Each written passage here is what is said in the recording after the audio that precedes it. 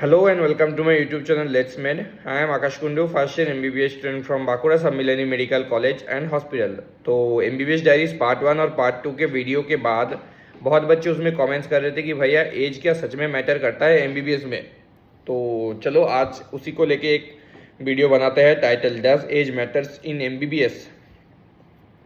तो my simple answer to this statement is no, MBBS में age नहीं matter करता।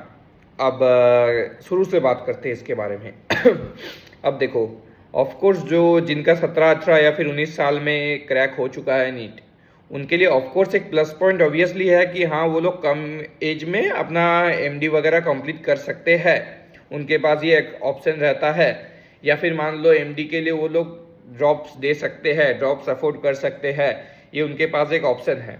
ठीक है, क्योंकि अब बात है मेनली कि देखो जितना आपका एज बढ़ेगा आपको एक चिंता रहेगा कि हाँ हमें सेटल करना है। ठीक है, पहले मैं इसका कॉन्स बता रहा हूँ, उसके बाद मैं प्रोस बताऊंगा, सारा कुछ बताऊंगा। तो अभी देखो, ऑफ कोर्स अगर आप मान लो कि जो बच्चा 25 में MBBS ज्वाइन कर रहा है और जो बच्चा 17 में MBBS ज्वाइन कर रहा है, दोनों में तो डिफरेंस आएगा ही, ये तो एकदम टोटली सही बात है।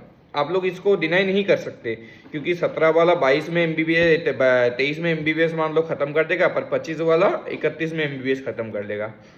सो डिफरेंस तो लाई करता है ना। तो जो 17 वाला है वो जीवन में थोड़ा पहले ही सेटल हो जाएगा और जो 31 है थोड़ा बाद में सेटल हो जाएगा। ठीक है, अब ये हमेशा सही नहीं होता, क्योंकि मान लो जो 17 वाला है, बहुत कुछ हो सकता है। एक होता है ना कि एक रील आप लोगों ने भी देखा है कि 17 वाला पहले मर जाता है और जो 23 वाला है वो बहुत आगे तक एकदम सक्सीड करता है। तो चलो इसके बारे में आप थोड़ा और अच्छे से हम डीप में बात करते हैं। अब बात है कि मान लो 17 वाला, 18 वाला, 19 वाला, 20 वाला, ये सब कुछ नहीं होता। ठीक है, पहली बात तो ये है, हमारे मेडिकल कॉलेज में, हमारे बैच में, BSMC में बहुत सारे हैं हमारे बैचमेट्स जिनका 24, 25, 26, इवन 27 का भी एक बच्चा है। ठीक है, हाँ 27 का भी हमारा एक बैचमेट है।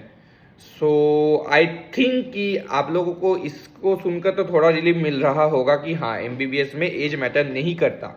ठीक है, अब नेक्स्ट क्वेश्चन, क्या ग्रुपिज्म होता है? तो सीधा बात है, नहीं, ग्रुपिज्म नहीं होता। देखो एज, अगर आप लोग एज वाइज एक ग्राफ बोलते हो तो सबसे मतलब मान लो कि सबसे ज़्यादा आपके मेडिकल कॉलेज में कौन से एज का रहता है पता है? जो लोग 1 ईयर ड्रॉपर है, मतलब जिनका पहला ईयर में नहीं निकला, सेकेंड ईयर में निकल गए, वही मेनली रहते हैं मेडिकल कॉलेज में मैक्सिमम। ठीक है, और जो पहले बार में क्रैक कर लिए उनका संख्या भी बहुत कम है, और 4-5 बार ड्रॉप्स है उनका संख्या उसके बाद आता है, मतलब ये सेकेंड पोजीशन में आते हैं।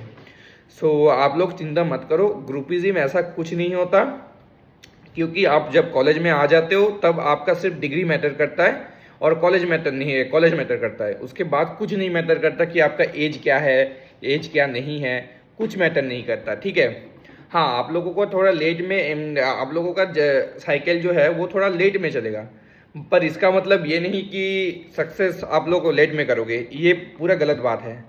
ये टोटली डिटरमाइन करता है कि अब मान लो अभी आप लोगों ने कोई बच्चा 25 साल में अभी मान लो कि MBBS में घुस रहा है, तो अब वो अगर कॉन्सिस्टेंट रहता है, वो फर्स्ट अटेम्प्ट में अगर MD क्रैक कर लेता है, सब में अगर अच्छा एक स्कोर करता है, सब में अगर एक्सेल करता है, तो भाई उसको कोई नहीं रोक सकेगा। ठीक है, वो 32 साल में ही सेटल हो जाएगा, सीधा बात बोल रहा हूँ, 32, 33, 34 साल में ही सेटल हो जाएगा।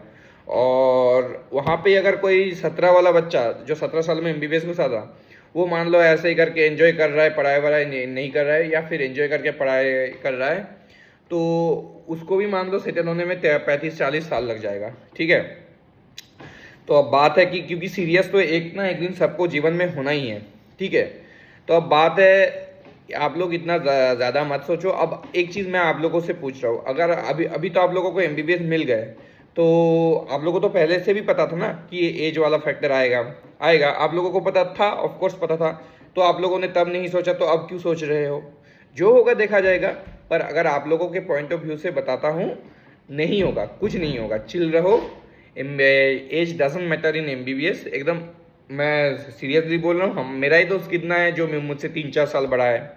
ठीक है, अब मान लो मैं 19 साल एज में MBBS में घुसा था, ठीक है, सीधा बात बोल रहा हूँ। अब मान लो कोई 22-23 साल में एमबीबीएस में घुसा था, इसका मतलब ये थोड़ी ना होता है कि मैं उससे ज़्यादा सक्सेसफुल हो जाऊंगा पहले। ये पूरा गलत स्टेटमेंट है। अब मान लो मेरा नीट पीजी में 3-4 ड्रॉप्स लग गए और उसने फर्स्ट अटेम्प्ट में नीट पीजी क्रैक कर लिया, तो आप लोग ये छोटी मोटी चीज़, ड्रॉप्स, एज, ये सब मत सोचो कॉलेज में, ठीक है। ड्रॉप एज ये क्या होता है, देखो ऐसा तो नहीं है ना कि आप लोगों ने पढ़ा और आपका सिलेक्शन नहीं हुआ। ये होता है कि आप लोगों को कितना, मतलब कौन से ईयर में आप लोगों को लगा कि हाँ इस साल मुझे नीट क्रैक करना चाहिए। आप लोगों को जिस साल में लगा कि हाँ इस साल मुझे नीट क्रैक करना चाहिए, मैं 99% केस है कि आपको उसी साल मिल जाएगा कॉलेज, या फिर कुछ केसेस में नेक्स्ट साल कॉलेज मिल ही जाएगा, ठीक है। आप लोग उस ईयर में सीरियस हुए, इसका मतलब ये नहीं है कि आप लोगों को इतना टाइम लग गया नीट क्रैक करते, आप लोगों में दिमाग नहीं है, सब फालतू स्टेटमेंट है। आप लोग जिस साल में सीरियस हुए हो उसी साल में आपका नीट क्रैक हो गया, ये एकदम सीधा वाला स्टेटमेंट है, ठीक है।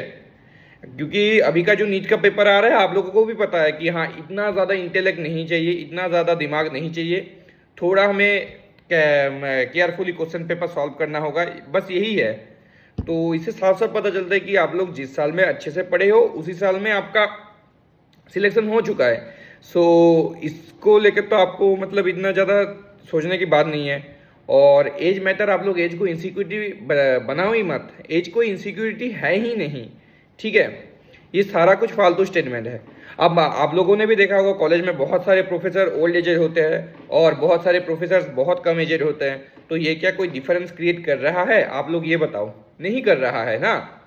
अब ये सब एज फेज ये सब चिंता आप लोग मत लो, ठीक है। एज एकदम मैटर नहीं करता।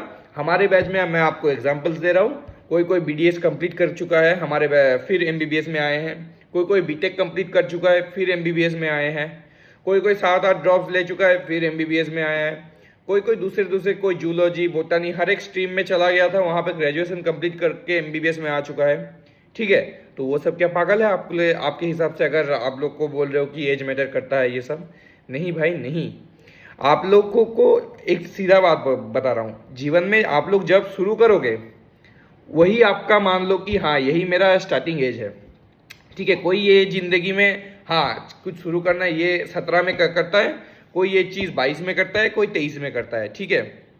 अब मान लो आज ये एमबीबीएस है, अब मान लो कोई एमबीबीएस खत्म करके बीटेक कर रहा है, ऐसा कोई नहीं करता पर मैं आपको बता रहा हूँ, कोई एमबीबीएस खत्म करके बीटेक कर रहा है, नहीं एग्जाम्पल दे रहा हूँ, ठीक है। तो इसका मतलब उसका बीटेक का लाइफ तब से शुरू हुआ है, ठीक है। अब वो तो इसको लेके सोच में नहीं बैठेगा ना कि मैं इतना लेट में क्यों कर रहा हूँ, ये क्यों कर रहा हूँ। तो सीधा बात बोल रहा हूँ, आप जब शुरू करते हो तभी आपका जीवन का इनिशिएटिंग पॉइंट होता है, ठीक है। तो उसके लिए एज फेज ये सब फालतू के टॉपिक्स है, ये सब जस्ट बहाना है अपने दिमाग को संतुलन, अपने मानसिक संतुलन को अच्छे से मनाने के लिए, सब फालतू चीज़ है। सो एज फेज इसके बारे में मत सोचो, जस्ट चिल रहो, मेडिकल कॉलेज आओ, एंजॉय करो, पढ़ो। ज़िंदगी में अभी ये आपका एक नया शुरुआत है। सो जस्ट इस फालतू चीज़ों को इंडल्ज मत करो दिमाग में, कुछ नहीं होता। आप लोगों के कश्मीर में कुछ ग्रुप नहीं होता, किसी को फ़र्क ही नहीं पड़ता कि किसका क्या एज है, किसका क्या एज नहीं है, कुछ फ़र्क नहीं पड़ता। इवन मैं बता रहा हूँ कुछ बैचेज में हमारे, ठीक है, सीनियर जूनियर बैचेस में कुछ हमें पता है उनका शादी तक हो चुका है, उसके बाद उनको लगा है कि हाँ अभी एमबीबीएस क्रैक करना है, ठीक है। हमारे कुछ ऐसे बैचेस में हैं कि उनका शादी तक हो चुका है। तो जिनका शादी हो चुका है आप लोग सोच सकते हैं उनका एज क्या है। सो इतना ज़्यादा मत सोचो, शादी तक हो चुका है जहाँ पे फिर भी एमबीबीएस कर रहे हैं, तो आप लोगों को तो जस्ट 22-23 में और कुछ प्रॉब्लम नहीं होगा, ठीक है। आप लोग उस हिसाब से अपना जीवन में प्लान कर लेना, बस और कुछ नहीं है, ठीक है। पहले के ज़माने में डॉक्टर्स बहुत लेट में बनते थे, ठीक है, मतलब 22-23 साल में ही पहले के ज़माने में एमबीबीएस में सब जाते थे। सो इतना ज़्यादा सोचने की बात नहीं है, just chill, just enjoy the moment and make it perfect. Bye bye.